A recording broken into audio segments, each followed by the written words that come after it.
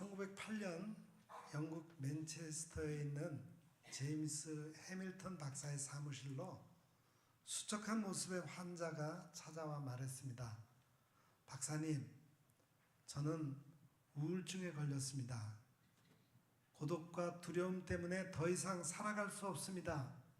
어디서도 평안과 기쁨을 찾을 수 없습니다. 박사님이 도와주시지 못하면 저는 죽을 것입니다.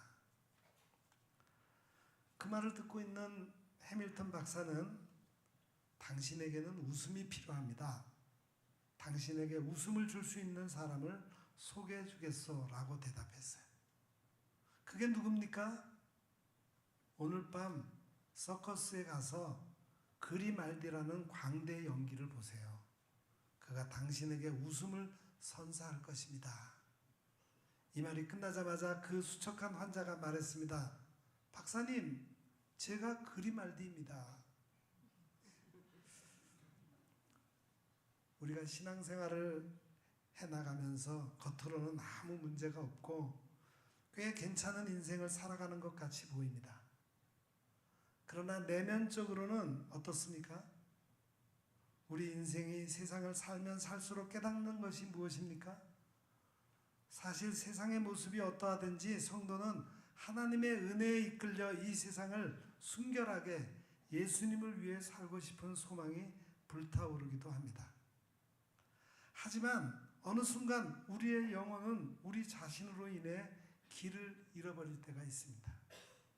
마음의 두려움이 깃들며 기쁨 대신 나 자신에 대한 실망으로 우울한 슬픔이 찾아옵니다.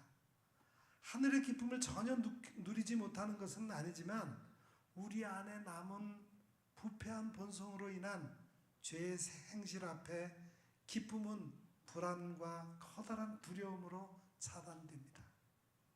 지금까지의 가치관과 생활의 방식이 인생을 더 큰 불안과 두려움 속으로 몰고 가지는 않을까 하는 걱정이 생깁니다. 어찌해야 할까? 오늘의 성경 말씀을 따라가 봅시다. 오늘의 본문 시편 말씀은 성전에 올라가면서 불렀던 노래라는 표제가 붙어 있습니다. 자신과 백성들의 죄를 인식하면서 하나님 앞에 나아가 쓴 일종의 참회 시의 한 가지예요. 전반부에서는 자신이 슬픔을 표현하고 중반부에서는 더딘 하나님의 응답 때문에 하나님을 간절하게 기다리는 마음을 아뢰고 결론 부분에서는 자신을 향해서 백성들을 향해서 하나님을 신뢰하며 그분을 간절히 바랄 것을 요청하는 내용으로 되어 있습니다. 1절에 깊은 곳이라는 단어는 히브리어로 미아 아마킴이라고 했는데 그것은 깊음으로부터 라는 뜻인데 그것은 그 깊이를 헤아릴 수 없는 깊은 심연의 바다를 뜻하는 말입니다. 이것은 그 고통의 깊이가 얼마나 큰지를 시적으로 표현한 말이죠. 시인은 지금 그런 아픔 가운데서 하나님께 부르짖고 있습니다. 이 구절은 완료형 시제를 사용하는데 히브리어법에서 완료형은 지금까지 계속 되어온 오랜 경험을 가리킬 때 사용되었음을 감안하면 그의 부르짖음은 오랜 시간 계속되어 온 것임을 나타내고 있습니다. 4절에서 반어적으로 그러나를 사용해서 다시 하나님을 향한 자신의 마음을 토로합니다. 그는 용서하시는 하나님의 사랑을 신뢰하면서 다시 하나님을 향한 고백을 털어놓습니다.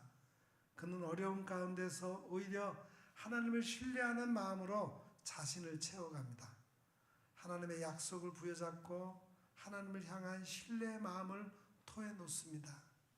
그러면서 그는 그 기다림을 파수꾼의 기다림에 비견합니다. 아마도 임무교대 시간을 간절하게 기다리는 야간 파수꾼의 마음을 통해 그의 간절함을 표현하고 있어요. 그리고 자신을 향해 성도들을 향해 여호와를 바랄지어다 라고 권면하고 있습니다. 오늘 시편 130편에서 시인은 험난한 먼 길을 여행해서 마침내 예루살렘 성전에 다다릅니다. 그 먼 길을 여행하면서 무엇을 기대했을까요? 하나님의 성전에서 시인은 하나님께 엎드려 부르짖습니다. 하나님 앞에서 자신의 지난 시간을 돌아보며 애원합니다. 하나님께서 자신의 기도에 응답해 주시기를 바라며 용서를 구합니다. 시인에게 하나님은 자신을 용서하시고 회복시키시는 유일하신 참 신이십니다. 자신의 죄악으로 인해 현재의 삶이 길을 잃고 혼자서는 도저히 헤어나올 수 없는 깊은 수렁에 빠지게 되었습니다. 자신의 삶을 돌아보니 어떤가? 무엇이 문제인가? 자신의 기준과 생각으로 잘 살아왔고 성공했다고 생각했는데 어느 순간 하나님을 멀리하고 자기 자신이 인생의 주인이 되어 살아왔다는 것을 깨닫게 됩니다. 교만, 하나님의 형상대로 창조된 인간이 주인이신 하나님을 거슬러 자신의 뜻대로 사는 것, 그것이 교만입니다. 교만은 성도가 스스로의 삶의 주인이 되어 자기 생각, 자기 판단, 자기 계획대로 자기 이익을 따라 살아가게 하고 결국에는 하나님으로부터 멀리 떠나 죄의 길로 들어서게 합니다. 마침내 성도는 죄악의 깊은 수렁에 빠지게 됩니다. 교만한 사람의 삶은 어떻습니까? 하나님의 말씀이 자기 인생의 기준이 되지 못하고 자기 자신이 인생의 기준이 됩니다.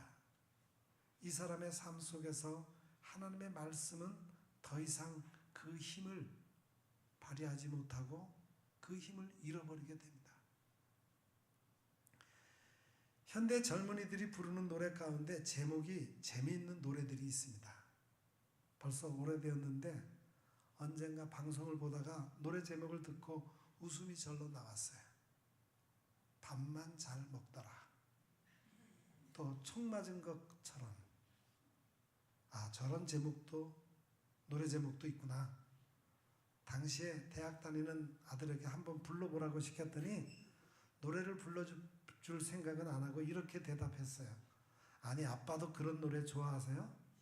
그건 아빠 스타일 아닌데. 아들 말대로 내 스타일은 아니었지만 인터넷 검색으로 들어봤더니 역시 내 취향은 아니었어요. 그래도 노랫말은 많은 것을 생각하게 했습니다. 사랑이 떠나가도 가슴에 멍이 들어도 한순간 뿐이더라. 밥만 잘 먹더라. 죽는 것도 아니더라. 이별의 아픔을 겪으면서 죽을 것 같더니 그래도 사라지더라. 밥만 잘 먹고 살고 있더라. 그래도 사라지더라. 라는 반어법 속에서 거기에 담겨있는 진한 아픔을 느낄 수 있었습니다. 죽을 듯 아파도 세월이 약이고 밥만 잘 먹으면 이길 수 있다는 의미를 담고 있었습니다. 아무리 슬프고 답답해도 밥만 잘 먹더라. 그러면 살 수 있다는 겁니다. 그러나 총 맞은 것처럼은 밥만 잘 먹더라 보다 좀 더 심각합니다. 총 맞은 것처럼 정신이 너무 없어 웃음만 나와서 그냥 웃었어. 그냥 웃었어. 그냥 허탈하게 웃으며 하나만 묻자 했어. 우리 왜 헤어져? 어떻게 헤어져? 어떻게 헤어져? 어떻게? 구멍난 가슴에 우리 추억이 흘러넘쳐 잡아보려고 해도 가슴을 막아도 손가락 사이로 빠져나가 심장이 멈춰도 이렇게 아플 것 같진 않아. 어떻게 좀 해줘. 날 좀 치료해줘. 이러다 내 가슴이 다 망가져. 총 맞은 것처럼 정말 가슴이 너무 아파. 이렇게 아픈데 살 수가 있다는 게 이상해. 총 맞은 것처럼 아픈데 가슴이 무너지고 심장이 터진 것 같아도 그래도 사라집니다. 사랑의 깨짐 때문에 당하는 아픔을 통해 인생길에서 만나는 아픔에 대해 노래하고 있습니다. 총 맞은 것처럼 가슴에 구멍이 나서 찬바람이 일 때도 있고 실망과 좌절로 몸을 떨어야 할 때도 있습니다. 그러나 심장이 터질 것 같아도 그래도 사라진다. 그렇게 우리에게 전하고 있습니다. 그날 시인도 죽도록 마음이 아프고 고통스러웠습니다. 그는 그 아픔의 시간을 깊은 곳에서 부르짖나이다 라고 표현하고 있습니다. 인생의 밑바닥에서 그는 힘들어하고 아파하고 있었습니다. 아마도 그것은 그가 도무지 뛰어넘을 수도 없고 용납할 수도 없는 어려움과 아픔의 문제였던 것 같습니다. 어쩌면 그는 아픔의 시간에 도움을 줄 수 있는 사람을 찾아 이리저리 헤맸을 것입니다. 그러나 그는 어디에도 도움을 주는 사람을 만날 수가 없었어요. 위로해 줄 사람을 찾았으나 그는 어디에도 그런 사람을 만날 수가 없었습니다. 문제가 더욱더 그의 삶을 조여오고 고통과 아픔 속에서 그는 갈수록 깊은 심연 속으로 빠져들고 있었습니다. 그의 삶의 자리는 어려운 여건 가운데 서 있었습니다. 그러한 상황을 성경은 광야라는 단어로 표현합니다. 거기에서 그는 방황하고 있었습니다. 광야는 방향성을 찾기 어려운 곳이죠. 이정표도 없고 피난처도 없는 곳이지만 시인은 그곳에서 쉼없이 왕 대신 그리스도를 고백하고 있습니다. 궁극적 실제이신 하나님을 그의 피난처로 삼고 있습니다. 지금 비바람이 몰아치는 무대에 서 있습니다. 그의 전신을 감싸는 삭풍은 온몸을 떨게 했을 것이며 그의 가슴에는 부풍 한 설이 몰아치고 있었을 것입니다. 사방을 아무리 크게 둘러보아도 그의 마음과 허리를 감싸주는 것은 아무것도 없었고 오로지 외로움과 절망감 밖에는 없었습니다. 그의 앞에는 높은 산이 겹겹으로 둘러싸여 있고 길을 가로막고 있는 강물은 끝없이 흘러가고 있었습니다. 길을 걸으면 가슴을 흔들고 들어오는 외로움과 서글픔이 옷깃에 붙은 검불처럼 그의 삶을 에워싸는 쓸쓸함을 그는 견딜 수 없어 그렇게 방황하고 있었습니다. 그는 그곳에서 하늘을 향해 두 손을 높이 듭니다. 주여, 내 소리를 들으시며 나의 부르짖는 소리에 귀를 기울이소서. 레오 톨스토이는 나의 회심이라고 하는 글에서 이렇게 말했습니다. 5년 전 나는 정말 예수 그리스도를 나의 주님으로 받아들였다. 그러자 나의 전 생애가 변했다. 이전에 갈구하던 것을 갈구하지 않게 되었고 오히려 이전에 구하지 않던 것들을 갈망하게 되었다. 이전에 좋게 보이던 것이 좋지 않게 보이고 대수롭지 않게 보이던 것들이 이제는 중요한 것으로 보이게 되었다. 나는 소위 행운의 무지개를 쫓아 살았는데 그 허무함을 이제 알게 되었다. 거짓으로 나를 꾸미는 것이나 여인들과의 타락한 생활이나 술 취해 기분 좋은 것이 더 이상 나를 행복하게 할 수 없었다. 하나님은 사랑이십니다. 하나님께는 두 가지 속성이 있는데 하나는 의라는 속성이고 다른 하나는 사랑이라고 하는 속성입니다. 하나님은 의의 본성이 있어서 죄를 보면 미워하시고 죄인을 심판하십니다. 그러나 또한 하나님은 사랑이시라 자신에게 나아오는 죄인을 용서하시고 오히려 그의 삶을 회복시키시고 구원하십니다. 본문 4절에서 시인은 하나님 앞에 자신은 멸망받을 수밖에 없는 죄인이지만 하나님께서는 자신을 용서하시는 유일한 분이고 구원이 하나님께 있음을 확신합니다. 시인은 인생을 향한 자신의 모든 기준과 마음을 내려놓고 하나님만을 전적으로 신뢰합니다. 하나님의 자비와 용서가 가장 강하게 드러난 곳은 예수님의 십자가입니다. 바로 그 아들 예수 그리스도를 보내시고 십자가에서 죽게 하셨습니다. 인간의 죄를 대신 담당하여 대속의 제물이 되어 죽게 하셨습니다. 그 아들 예수님께서 대신 죽으심으로 우리는 용서함을 받았습니다. 마침내 우리는 우리 죄로 인한 징벌의 두려움에서 해방되었습니다. 사도 바울은 로마서에서 이렇게 말합니다. 그러므로 이제 그리스도 예수 안에 있는 자에게는 결코 정죄함이 없나니 이는 그리스도 예수 안에 있는 생명의 성령의 법이 죄와 사망의 법에서 너를 해방하였음이라. 그래서 본문의 시인도 오로지 하나님께만 소망을 두고 자신을 향해 그분의 은혜가 임하기를 기대하며 간절히 바라고 있습니다. 도종환 시인의 시입니다. 능선이 험할수록 산맥은 아름답다라고 했던가? 능선에 눈발 뿌려 얼어붙을수록 산맥은 더욱 꼿꼿하게 아름답다라고 했던가? 험한 바위 만날수록 파도는 아름답다라고 했던가? 암초와 경랑이 많아서 시인의 삶은 더 깊이 하나님을 향하게 됩니다. 그의 도움은 천지를 지으신 하나님에게서 온다는 사실을 확신하며 주의 은혜의 보좌를 향해 날마다 달려가는 그는 순례자였습니다.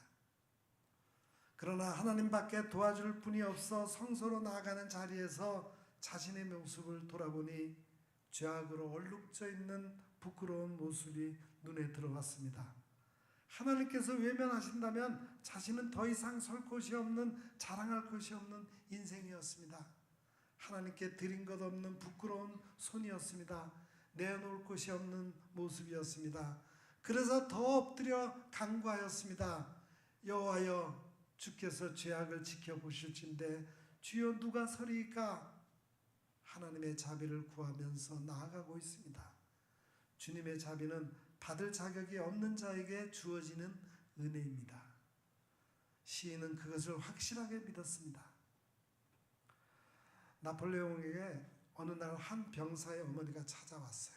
그 병사는 전쟁터에서 죽음의 공포에 사로잡혀 탈영을 시도하다가 붙잡혀 갇혀 있었습니다. 전쟁터에서 탈영은 즉결차용인데 그 병사는 2번이나 탈영을 감행하다가 붙잡혔으니 다른 방도가 없어 보였습니다. 그 안타까운 소식을 듣고 어머니가 나폴레옹 황제를 찾아옵니다. 아들을 살리기 위해 어머니는 나폴레옹에게 눈물로 구명을 위해 호소했습니다. 황제 폐하, 제 아들을 살려주십시오. 그러나 나폴레옹은 단호하게 말했습니다. 2번이나 탈영한 내 아들을 위해서 이런 탄원을 하는 것은 의롭지 않다. 병사의 어머니는 나폴레옹에게 말했습니다. 황제시여, 저는 황제 폐하께 자비를 구하고 있는 것이지 의를 구하고 있는 것이 아닙니다. 이에 대해 나폴레옹은 단호하게 거절했습니다. 1번도 아니고 2번씩이나 탈영했는데 당신 아들은 자비를 받을 자격이 없다.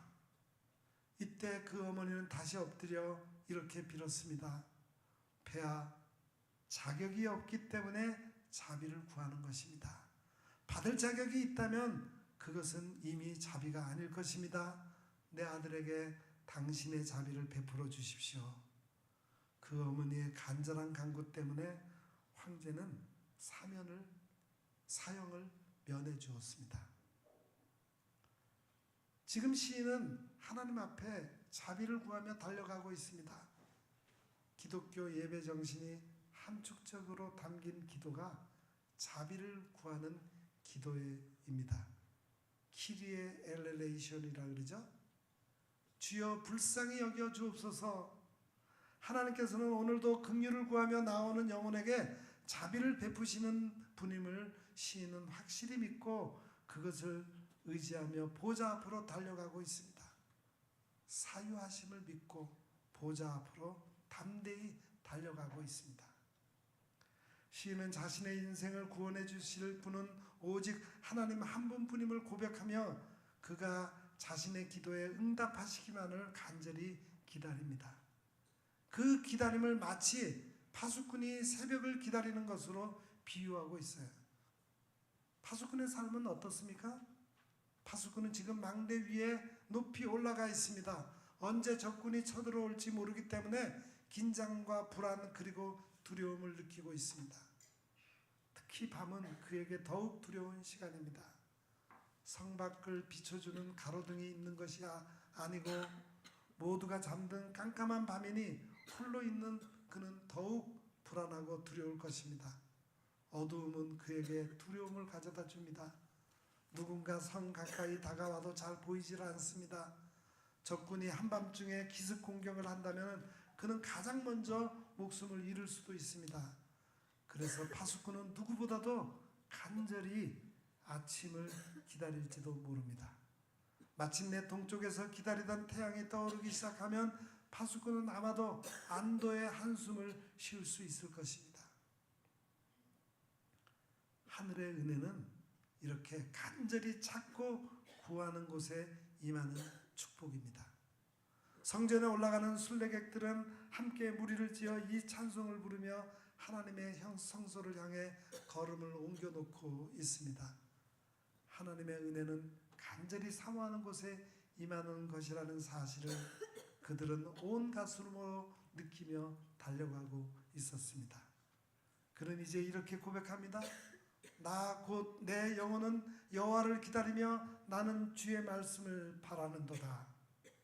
그의 마음은 이제 온전히 하나님의 임재 앞으로 달려나아가 여호와를 기다리고 주님의 말씀을 간절하게 바라며 굳게 자신을 세워가고 있습니다. 그렇습니다. 오늘도 하나님의 은혜는 간절히 사모하는 곳에 내립니다. 사모하는 영혼을 가진 사람만이 하늘에서 내리는 그 은혜를 흡수할 수 있게 됩니다. 물이 없어 갈급한 땅에서 사슴이 시냇물을 갈망하듯 그는 그렇게 하나님의 은혜를 갈망하며 나아가고 있습니다. 그의 마음에는 하나님을 향한 간절한 기대가 있고 고백이 있습니다. 그렇게 어려운 자리에서 하나님을 간절하게 기다리고 있습니다. 하나님의 은혜의 손길을 간절하게 기다리고 있습니다. 시인은 지금 그런 간절한 마음을 가지고 있어요. 그래서 파수꾼이 아침을 기다림보다 내 영혼이 주를 더 기다리나니 참으로 파수꾼이 아침을 기다림보다 더하도다. 그렇게 고백합니다. 아침을 기다리는 파수꾼의 기다림이 그에게 있었어요. 하나님 없이 저는 살 수 없어요. 하나님이 도와주시지 않으면 저는 일어설 수 없어요. 하나님 도와주세요.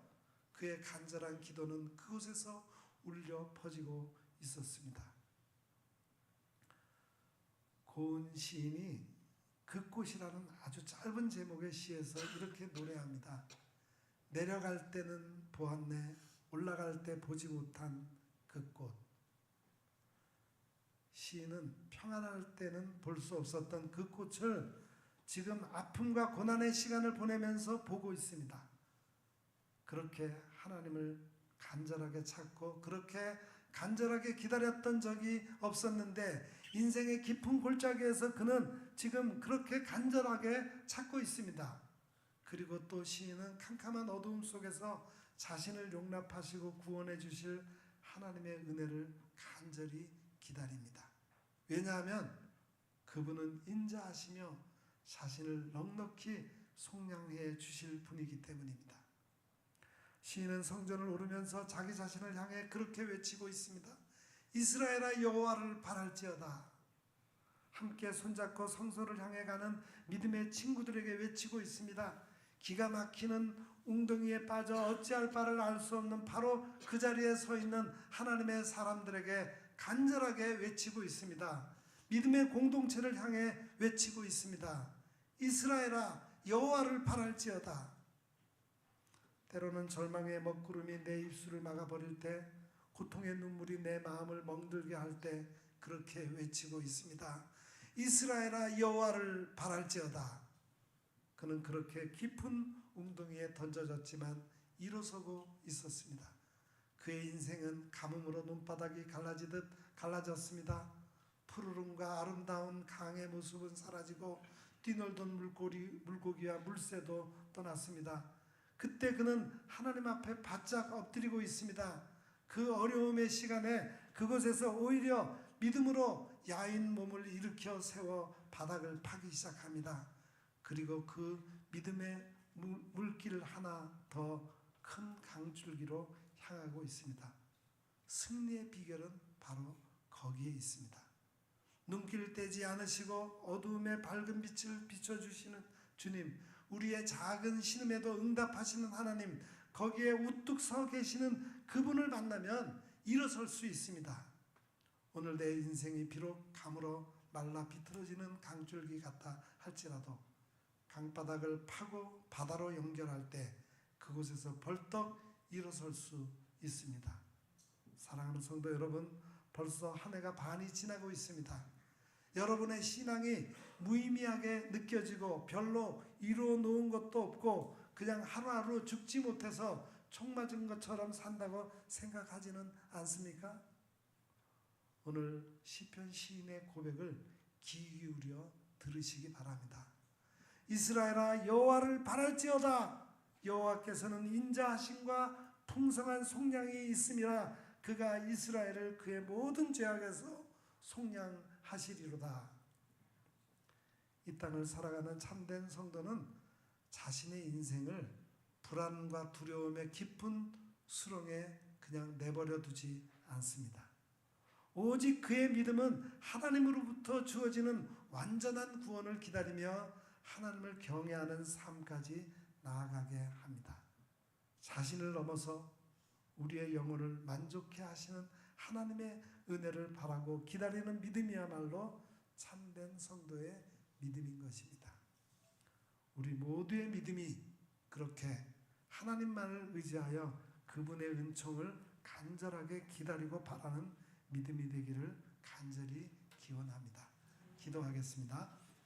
언제나 우리를 사랑하셔서 죄를 사하시며 풍성한 은혜를 베푸시는 하나님 아버지, 오늘 주신 말씀에 의지하여 간구합니다. 저희로 나 자신의 한계에 갇혀 불안과 두려움에 빠지지 않게 하시고 우리의 영혼을 만족해 하시는 하나님께 나아가 부르짖게 하옵소서. 그리하여 풍성한 은혜를 베푸시는 하나님을 끝까지 기다리고 바라는 믿음의 사람들 다 되게 하옵소서. 예수님의 이름으로 간절히 기도드립니다. 아멘.